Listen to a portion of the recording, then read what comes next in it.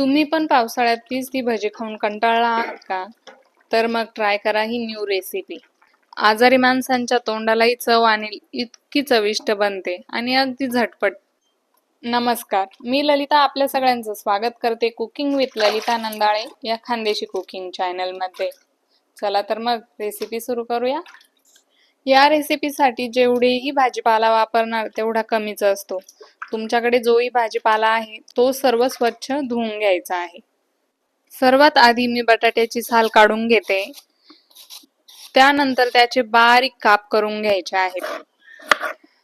अगदी तुम्हाला शक्य होईल तेवढे बारीक काप तुम्ही करू शकतात.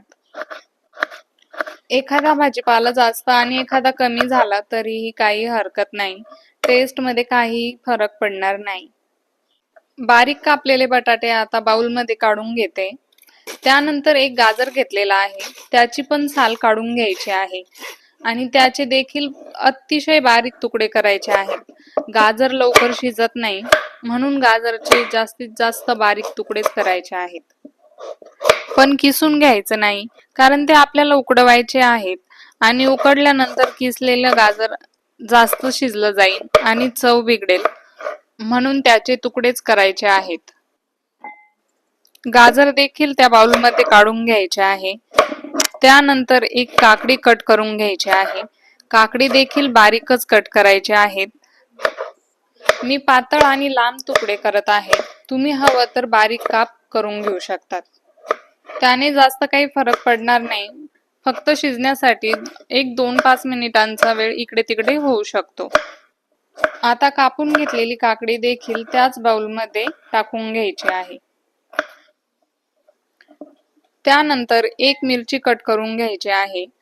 आपण बाकी मसाले ऍड करणार आहोत म्हणून मी मिरची एकच वापरलेली आहे आणि मिरची पूर्णपणे बारीक कट करायची आहे, म्हणजे पूर्ण बन मध्ये एक सारखा तिखटपणा येईल. मी आता एक टोमॅटो कापून घेत आहे.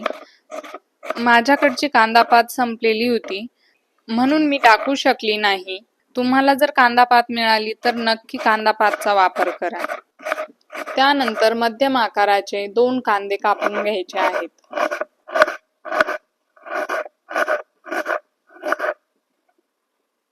मी पनीर कुस्करून घेत आहे. तुम्ही हवं तर त्याचे देखील काप करून घेऊ शकतात, बारीक तुकडे करून घेऊ शकतात.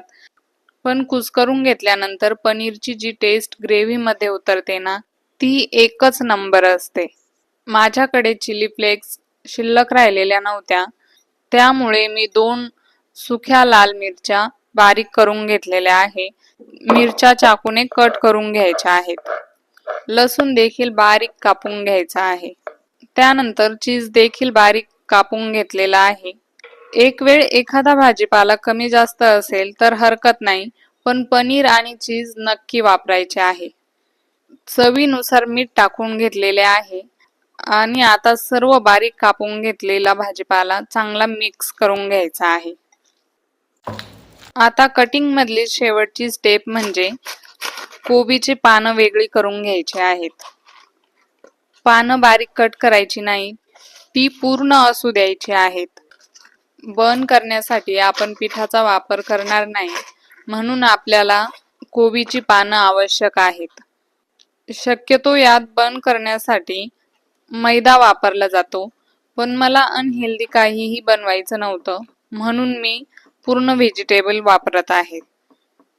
कोबीची जी पानं मोकळी करून घेतली होती ती गरम पाण्यात 2 मिनिट उकडवून घ्यायची आहे. कोबीची पानं जास्त उकडवायची नाही, त्याचा हलकासा कलर ट्रान्सपरंट होऊ द्यायचा आहे. बन बनवण्यासाठी पानं कच्चीच वापरली तर ती चिरफळतात आणि बन व्यवस्थित बनवता येत नाही, म्हणून पानं थोडेसे उकडवून घ्यायचे आहेत. आता पानांचा देठाकडील जो कडक भाग आहे तो लवकर शिजत नाही म्हणून कट करून घ्यायचा आहे आणि पानांमध्ये तयार केलेलं सारण भरून घ्यायचं आहे. सारण बाहेर निघणार नाही अशा प्रकारे घडी करून घ्यायची आहे आणि उकडताना सारण बाहेर यायला नको म्हणून टूथपिकने ते पॅक करून घ्यायचं आहे. सर्व पानांचे असे व्हेज बन बनवून घ्यायचे आहेत. या रेसिपीमध्ये कुठलाही गरम मसाला वगैरे जात नाही. अगदी सोपा आणि पटकन बनणारा मसाला आपण तयार करून घेऊ.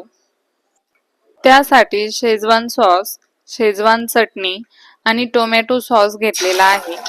ते सर्व मिक्स करून घ्यायचं आहे. एका कढाईमध्ये तेल टाकायचं आणि त्यात तयार केलेला मसाला टाकून घेतलेला आहे.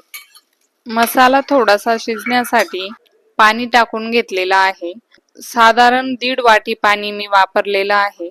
त्यानंतर तयार केलेले बन त्यात ठेवून घ्यायचे आहेत आणि पुन्हा 1 वाटी पाणी बन शिजण्यासाठी मी वापरलेलं आहे. झाकण ठेवून 8 ते 10 मिनिट बन मध्यम आचेवर शिजवून घ्यायचे आहेत. जेवढे हे बन हेल्दी आहेत तेवढेच खायला देखील फार टेस्टी लागतात. या पावसाळ्यात हे ग्रेव्हीवाले व्हेज बन नक्की ट्राय करून बघा. तुम्हाला ही रेसिपी कशी वाटली ते कमेंट करून कळवायला विसरू नका. रेसिपी आवडल्यास लाईक, शेअर आणि सबस्क्राईब नक्की करा. धन्यवाद.